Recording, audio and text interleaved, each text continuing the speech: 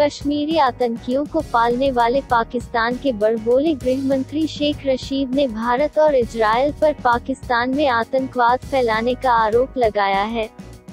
रशीद ने सोमवार को कहा कि पाकिस्तान में आतंकी गतिविधियों के लिए भारत, अफगानिस्तान और इजरायल जिम्मेदार हैं और सुरक्षा एजेंसियां से नाकाम करने को कहा। शेख रशीद ने खुद ही स्वीकार किया कि उन्होंने हमले के डर से 13 अगस्त को होने वाली रैली को स्थगित कर दिया। शेख रशीद ने दावा किया कि पाकिस्तान कश्मीर और China Pakistan economic corridor (CPEC) को लेकर एकजुट है। उन्होंने यह भी कहा कि CPEC की राह में आने वाली किसी भी बाधा को वह बर्दाश्त नहीं करेंगे। पाकिस्तानी गृह मंत्री का यह बयान ऐसे समय पर आया है जब वह दासू ब्लास्ट को लेकर घिरे हुए हैं। चीन से लताड़ लगने के बाद अब पाकिस्तान ने मान लिया है कि यह एक आतंकी हमला था और उसने चीन को चीनी नागरिकों की सुरक्षा बढ़ाने का आश्वासन दिया है।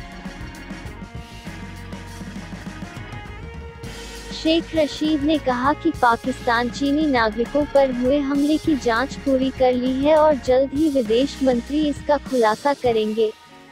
इससे पहले शेख रशीद ने अफगान राजदूत की बेटी के अपहरण के पीछे भारतीय खुफिया एजेंसी रॉ का हाथ बताया था।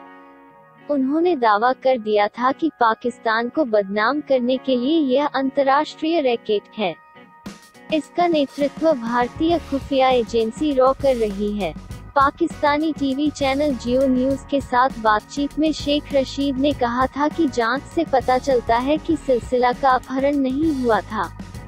रशीद ने कहा, कोई अपहरण नहीं हुआ।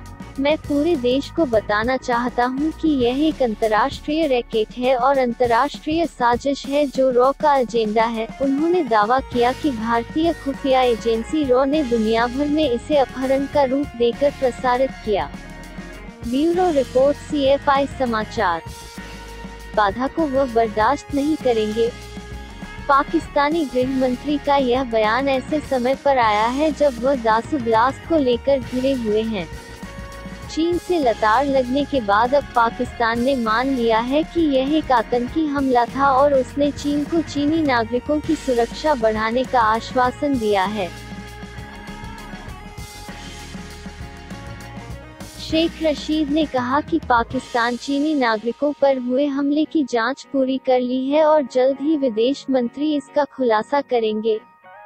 इससे पहले शेख रशीद ने अफगान राजदूत की बेटी के अपहरण के पीछे भारतीय खुफिया एजेंसी रॉ का हाथ बताया था। उन्होंने दावा कर दिया था कि पाकिस्तान को बदनाम करने के लिए यह अंतर्राष्ट्रीय रैकेट है। इसका नेतृत्व भारतीय खुफिया एजेंसी रॉ कर रही है। पाकिस्तानी टीवी चैनल जियो न्यूज के साथ बातचीत में शेख रशीद ने कहा था कि जांच से पता चलता है कि सिलसिला का अपहरण नहीं हुआ था। रशीद ने कहा, कोई अपहरण नहीं हुआ। मैं पूरे देश को बताना चाहता हूं कि यह एक अंतर्राष्ट्रीय रैकेट है और अंतर्राष्ट्रीय साजिश है जो रॉ का एजेंडा है। उन्होंने दावा किया कि भारतीय खुफिया एजेंसी रॉ ने दुनिया भर में इसे अपहरण का रूप देकर प्रसारित किया। ब्यूरो रिपोर्ट CFI समाचार। एकजुट है।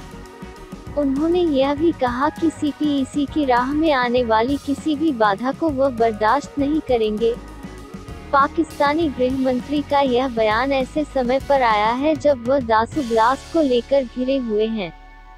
चीन से लताड़ लगने के बाद अब पाकिस्तान ने मान लिया है कि यह एक आतंकी हमला था और उसने चीन को चीनी नागरिकों की सुरक्षा बढ़ाने का आश्वासन दिया है। शेख रशीद ने कहा कि पाकिस्तान चीनी नागरिकों पर हुए हमले की जांच पूरी कर ली है और जल्द ही विदेश मंत्री इसका खुलासा करेंगे। इससे पहले शेख रशीद ने अफगान राजदूत की बेटी के अपहरण के पीछे भारतीय खुफिया एजेंसी रॉ का हाथ बताया था। उन्होंने दावा कर दिया था कि पाकिस्तान को बदनाम करने के लिए यह अंतर्राष्ट्रीय रैकेट है।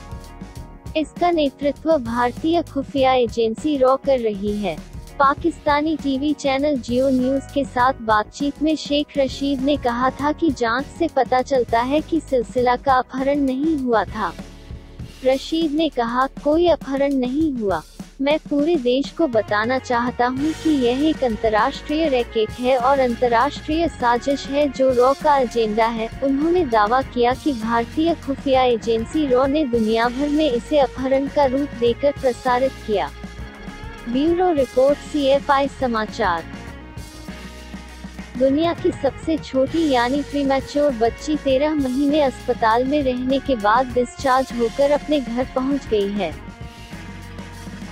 जन्म के समय आमतौर पर बच्चे का वजन 2 से 3 किलोग्राम के बीच होता है, लेकिन इस बच्ची का वजन सिर्फ 212 ग्राम था। बच्ची का जन्म 5वें महीने में ही हो गया था और इसके कई अंग विकसित नहीं हुए थे। इस कारण इसका वजन एक सेब के वजन के बराबर था। मिरर की रिपोर्ट के अनुसार सिंगापुर की नेशनल यूनिवर्सिटी अस्पताल में इस बच्ची क्वैक यू हुआन का जन्म 9 जून 2020 को हुआ था। जन्म के समय इसका वजन 212 ग्राम था, जबकि उसकी लंबाई 24 सेंटीमीटर थी। क्वैक यू हुआन का जन्म सिर्फ 5 महीने में ही हो गया था और इस कारण उसके कई बॉडी पार्ट्स ठीक से डेवलप नहीं हो पाए थे। उसके फेफड़े भी ठीक से विकसित नहीं हो पाए थे और वह बिना वेंटिलेटर के सांस तक नहीं ले पाती थी। इसके अलावा उसकी स्किन भी काफी नाजुक थी। जन्म के समय बच्ची का वजन एक सेब के जितना था, जिसे देखकर डॉक्टर और नर्स भी हैरान रह गए। बच्ची को जब इंटेंसिव केयर यूनिट ICU में लाया गया, तब डॉक्टर झांक सुही को आंखों पर विश्वास नहीं हुआ। उन्होंने कहा कि मैंने अपने 22 साल के करियर में ऐसा छोटा नवजात बच्चा कभी नहीं देखा, जिसका वजन इतना कम हो। जन्म के बाद क्वैक यू हुआन 13 महीने तक अस्पताल के ICU में रही और हफ्तों तक वेंटिलेटर पर रखा गया। उसे 9 जुलाई को अस्पताल से छुट्टी दे दी गई है। समय से 4 महीने पहले पैदा हुई बच्ची को जिंदा रखना डॉक्टरों के लिए बहुत ही मुश्किल था। हालांकि अब बच्ची स्वस्थ है और 9 जुलाई को डिस्चार्ज होने के समय क्वैक यू हुआन का वजन 6.3 किलोग्राम था। क्वैक यू हुआन की डिलीवरी और इलाज में शामिल रहे डॉक्टरों और नर्सों ने अपना अनुभव शेयर किया और बताया है कि उनके सामने किस तरह की चुनौतियां थीं। नेशनल यूनिवर्सिटी हॉस्पिटल के नवजात विभाग के सीनियर कंसल्टेंट डॉक्टर एनजी ने कहा है कि यह हमें पहले से पता था कि बच्ची का वजन कम होगा, लेकिन वह उससे भी कहीं कम वजन की पैदा हुई। उन्होंने कहा, उसकी स्किन इतनी नाजुक थी कि उसकी जांच नहीं कर पाते थे और उसका शरीर इतना छोटा था कि उसके लायक ब्रीदिंग ट्यूब की तलाश मुश्किल हो गई थी। वह इतनी छोटी थी कि दवा का हिसाब भी दशमलव अंक में लगानी पड़ती थी। इसके अलावा केयरटेकर के लिए डायपर को लेकर चुनौती थी, क्योंकि नवजात बच्चे का डायपर हुआन के लिए काफी बड़ा होता था और मेडिकल टीम को कैंची से काटकर डायपर का इस्तेमाल करना पड़ता था। क्वैक यू हुआन के इलाज के लिए उसके माता पिता ने क्राउड फंडिंग के जरिए 1.9 लाख पाउंड यानी करीब 1,95,00,000 रुपए जमा किए गए थे, जिसमें से करीब 1 लाख पाउंड यानी 1,03,00,000 रुपए उसके इलाज में खर्च हो गए। उन्होंने बाकी के पैसे भविष्य में होने वाले इलाज के खर्चों के लिए रखे हैं। ब्यूरो रिपोर्ट CFI समाचार।